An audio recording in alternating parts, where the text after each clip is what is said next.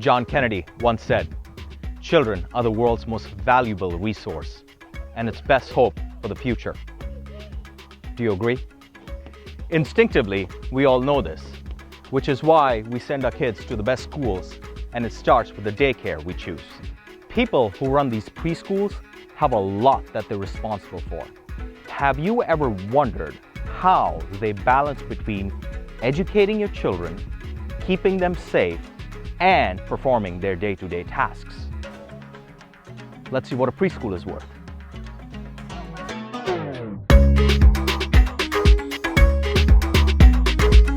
Hi, I'm Bharat Kanodia. I am here to give you an advantage by sharing secrets of my experience in valuing businesses so that you can benefit from them. Running a preschool or a daycare is tough work. Children depend on you all day. The staff looks up to you. The parents trust you with their most precious ones, and the regulators are vigilant in ensuring that the school complies with all federal, state, and local requirements. There are over 600,000 preschools in America, and collectively they have an annual revenue of $60 billion. They employ 1.6 million people. Most of them have fewer than 25 employees. There are 5 trends you should consider when evaluating preschools. Number 1. Start your children early. Preschools used to primarily be for parents who needed their children looked after while they worked. Now it gives them a head start on their education. The focus is on enriching a child's worldly experience. Number 2. Specialized curriculums. You've heard of Montessori or Waldorf or Reggio Emilia? They all have specialized curriculums based on interest-driven learning, allowing the child to set her own pace. Many affluent parents in large cities seek out these preschools to give their children the best advantage. Number 3. Nature and fitness, yoga, dance, and other physical activities in natural surroundings feed into a child's innate curiosity, and some forward-looking schools are adding that to their curriculum. Number 4. Technology. It's hard to beat a school that integrates technology into its operations.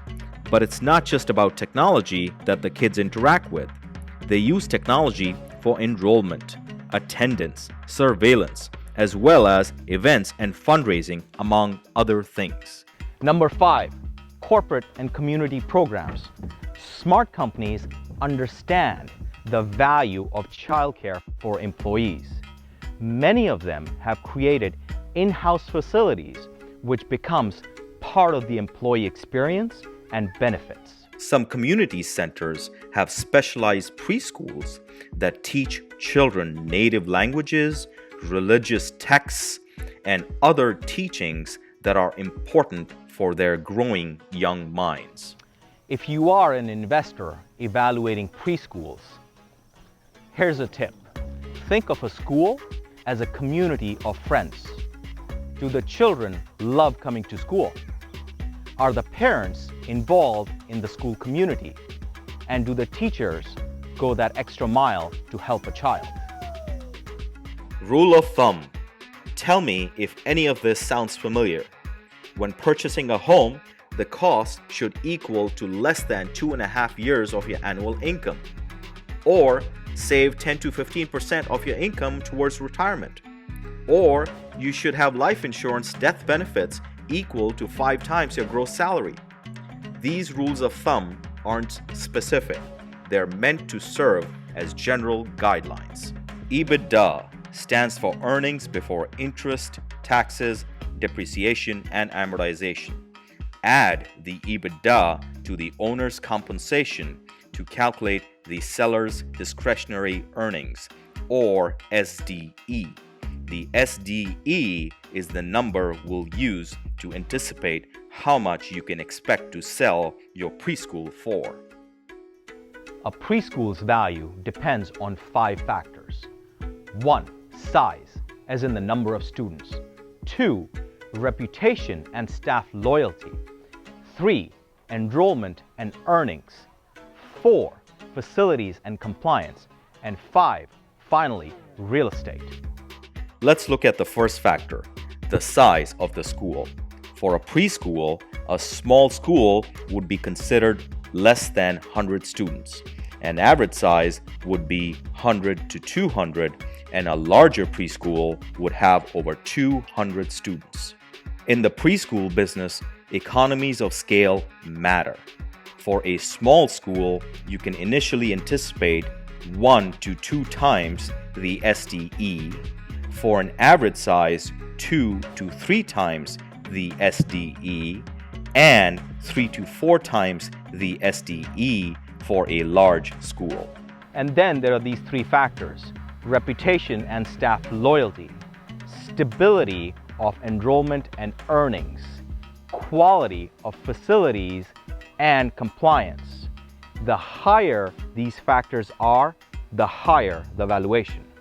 Real estate does not always factor into the sale. When it does, the location, size, and age of the facilities can double or even triple the value of the going concern.